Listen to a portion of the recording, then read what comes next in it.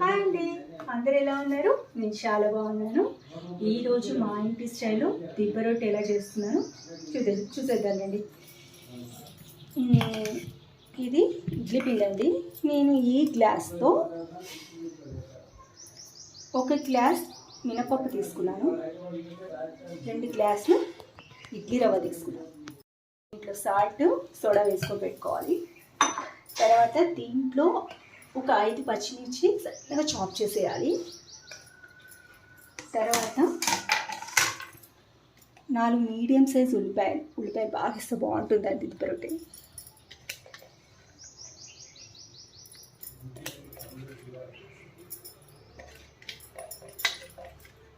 దిబ్బ రొట్టె బియ్యం నానబెట్టి మినపప్పు నానబెట్టి కూడా చేసుకుంటారండి. నేను ఇడ్లీ పిండితో వేస్తున్నాను.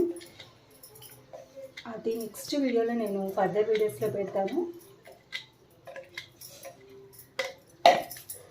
దీన్ని పర్ఫెక్ట్గా ఇలా కలుపుకోవాలి.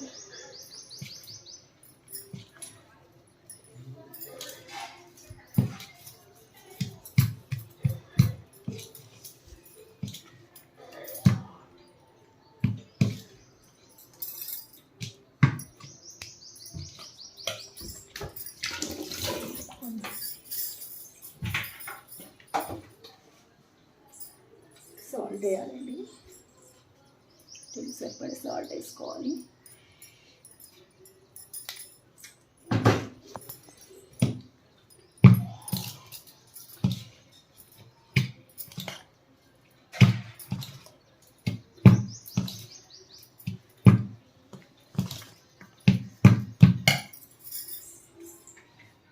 కొంచెం సోడా, కొంచెం ఉప్పినట్టు ఉంటాయి దిబ్బ రొట్టెలు, బాగుంటుంది.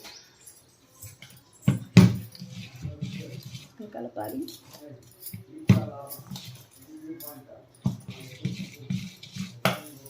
స్టవ్ ఆన్ చేసుకోవాలి. ఒక 3 స్పూన్స్ ఆయిల్ యాడ్ చేయాలి. 3 స్పూన్స్ వేయాలండి.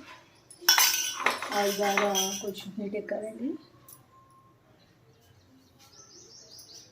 హీట్ అవ్వాలి. ఆయిల్ కాగిందండి.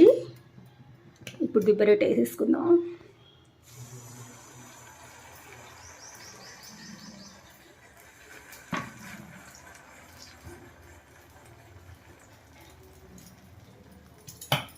చిన్నగా పెట్టేసి ఒక 5-6 మినిట్స్ బాగా రోస్టెడ్ కావాలండి.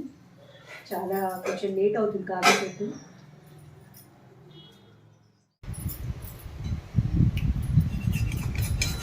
కాలిందండి. ఇప్పుడు ఇంకా వేసుకోవాలి. ఒక 3-4 మినిట్స్ తిని బాగా కాలిందాలి. A few moments later. Okay అండి, రొట్టె రెడీ. దీన్ని పల్లి చట్నీతో కానీ, టమాటా చట్నీతో కానీ, ఆవకాయ చట్నీతో కానీ దేనితో తిన్న సూపర్గా ఉంటుంది. మీరు ఈ చట్నీలన్నీ కూడా ఫర్దర్ వీడియోలో నేను షేర్ చేస్తానండి. మరి మా రెసిపీ నచ్చింది కదా, ట్రై చేయండి. కామెంట్ బాక్స్లో కామెంట్ చేయండి ఎలా ఉందో. బాయ్. మా ఇంటి స్టైల్ మరిన్ని రెసిపీస్ కోసం నా ఛానల్ని సబ్స్క్రైబ్ చేసుకోండి. ఉంటాను.